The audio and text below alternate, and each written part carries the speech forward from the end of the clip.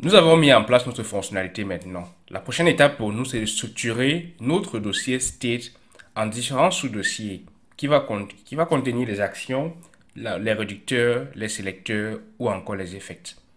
Pour cela, nous pouvons nous servir toujours des schématiques de NGRX. Nous allons commencer d'abord par les actions. Pour pouvoir générer des actions, nous pouvons simplement nous rendre dans le dossier correspondant. Donc là, je vais sélectionner ce dossier-là et je vais demander à Visual Studio Code pour moi d'ouvrir un nouveau terminal dans ce dossier-là. Donc nous pouvons simplement demander d'ouvrir ce dossier dans un nouveau terminal. Là, vous voyez que désormais, le chemin d'accès va à Books et State. Ce qu'il faut faire pour moi maintenant, c'est désormais de me servir à nouveau des générateurs de schématiques de NGRX. Ce que je vais faire, c'est de mettre NGG pour generate. Je vais mettre A pour action. Donc là, je peux mettre simplement action ou bien A simplement. Et je vais mettre le nom de l'action. Le nom de l'action, en général, est donné sous le nom de la fonctionnalité par défaut qu'elle doit desservir. Et vous pourrez ajouter plus tard d'autres actions qui portent différents noms. Là, je vais mettre simplement books. Donc là, je vais mettre, dans ce cas, books. Simplement. Maintenant, je peux rajouter des options. Par défaut, lorsque je vais mettre cela, cela ne va pas créer un sous-dossier. Donc, ce que je vais faire donc pour que ça crée un sous-dossier, c'est de demander de mettre flat égale à false. Ensuite, l'autre chose, c'est qu'on a appris plus tôt qu'on peut grouper des actions qui sont similaires. Pour pouvoir grouper des actions similaires, je peux simplement faire appel à group, qui va permettre de grouper à l'intérieur de mon fichier les différentes actions qui seront similaires. Nous avons également vu, lorsque nous avons travaillé avec le root state, qu'on pouvait avoir les actions qui sont liées à l'API. De telles actions, nous voulons également avoir dans notre fonctionnalité Books. Et ce que nous pouvons faire pour l'avoir, c'est de mettre simplement l'option API. Nous avons par défaut le préfixe qui commence toujours par load, comme nous avons écrit ici. Et lorsque nous générons nos actions, cela va forcément prendre également le même préfixe, puisque c'est le préfixe par convention qui est donné. Mais on peut décider de donner un autre préfixe si on le souhaite. Dans notre cas, nous allons le conserver simplement. Je vais mettre dry run simplement pour qu'on puisse voir ce qui va être généré pour nous en lieu et place de tout ceci. Donc là, vous voyez que cela va me poser quelques questions déjà. Ça, c'est le plaisir qu'on a lorsqu'on travaille avec les schématiques. C'est qu'il me demande si je veux choisir un autre préfixe en dehors de l'autre. Je vais simplement taper entrée pour dire non. Je vais prendre par défaut ce préfixe-là. Il me demande si je souhaite utiliser les fonctions de création. Oui. Et je recommande fortement de toujours utiliser les fonctions de création pour pouvoir gérer vos différents éléments à l'intérieur de NGRX. Là, je vais prendre oui. Et dans le dry run, il ne va rien faire naturellement dans mon application, mais va plutôt me montrer la simulation de ce qui va être fait derrière. D'abord, il va créer, sous le dossier state, il va me créer action. Et ensuite, il va me créer books comme sous-dossier. Et à l'intérieur, il va me créer d'abord un fichier d'action avec le spec.ts qui contient un exemple pour les tests. Et aussi, il va créer books.action.ts. On peut décider de laisser les tests de côté. Mais dans ce cas, je vais le laisser simplement pour vous montrer à quoi ça sert d'avoir un sous-dossier. Parce que là, vous pouvez grouper directement à la fois votre fichier et à la fois vos tests. Les tests que nous allons voir naturellement dans un autre tutoriel séparé. Et maintenant que j'ai tout ceci, je vais enlever mon dry run et je vais le laisser faire simplement pour la création de mon action. Et pareillement à ce que nous avons fait pour notre action, nous allons faire également pour le réducteur et aussi pour les sélecteurs, également pour les effects également. On peut se servir à chaque fois de tout ceci pour pouvoir gérer.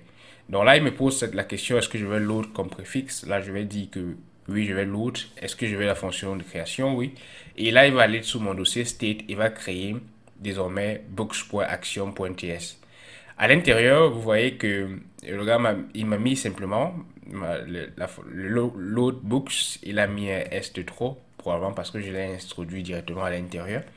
Et désormais, je vais enlever simplement les S supplémentaires.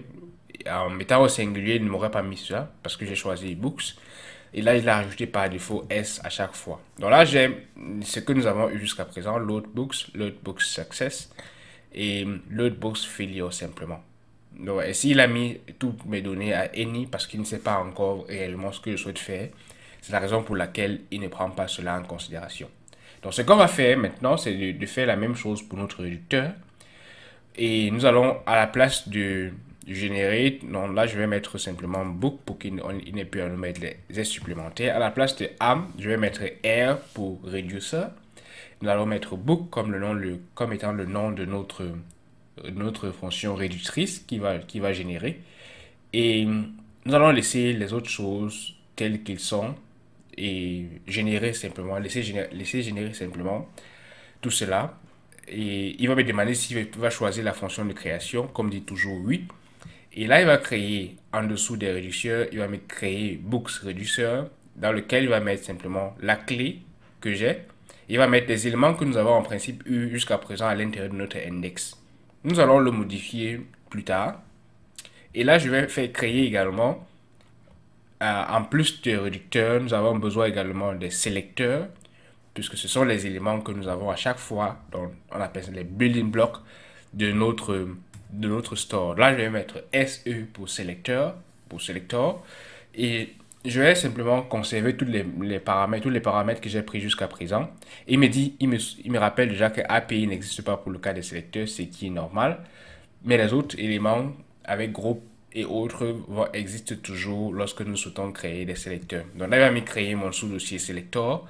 Et à l'intérieur, j'ai simplement l'import des différents sélecteurs sans avoir aucun sélecteur à l'intérieur. Et j'ai le bloc initial pour les tests, pour ceux qui veulent commencer directement avec les tests à l'intérieur.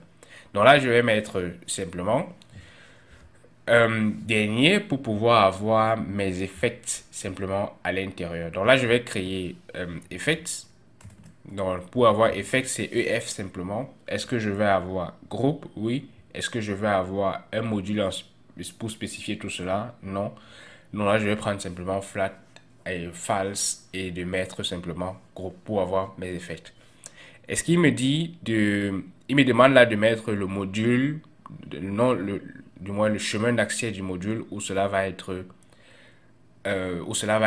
ajouté. Et dans ce cas, je vais simplement mettre le chemin d'accès qui va vers mon module actuel. Le module actuel pour moi, c'est books.module.ts. Donc là, il me demande s'il va mettre les actions et les erreurs. Je dis oui. Est-ce qu'il va utiliser une fonction de création? Je dis oui. Est-ce qu'il va choisir l'autre comme préfixe? Je dis oui également. Et il me dit que j'ai mis un mauvais chemin d'accès pour mes éléments. Donc là, pourquoi? Parce qu'il a cherché à l'intérieur de books et il a cherché le chemin d'accès à l'intérieur de mon state.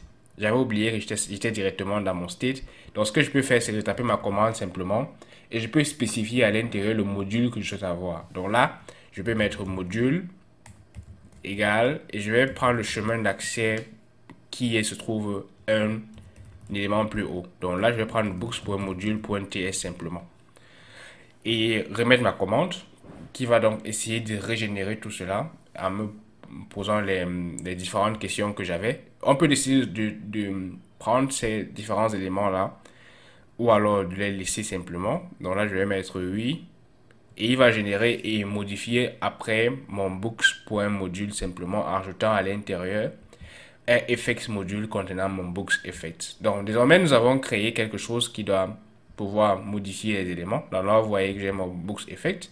Il a mis les actions et maintenant encore aucun effet à l'intérieur, ajuste les imports correspondants. Si nous rentrons à l'intérieur de notre application, nous voyons que nous avons une erreur. Pourquoi? Parce que books effect est recherché à l'intérieur de notre application et ne retrouve pas pour le moment la fonctionnalité correspondante. Pourquoi? Nous allons vérifier tout ceci et nous allons voir que lorsque nous allons rentrer dans notre module.ts, il essaye de retrouver tout cela et ne le trouve pas pour le moment. À l'intérieur, nous avons books, nous avons effects et nous allons rechercher à l'intérieur si nous avons books effects. Donc là, on va vérifier le chemin d'accès s'il est correct. Donc là, je vais le state, j'ai mon effects, j'ai mon books et j'ai mon books effect simplement. Donc, par moment, il suffit de réactualiser simplement le chemin d'accès pour ce fichier-là.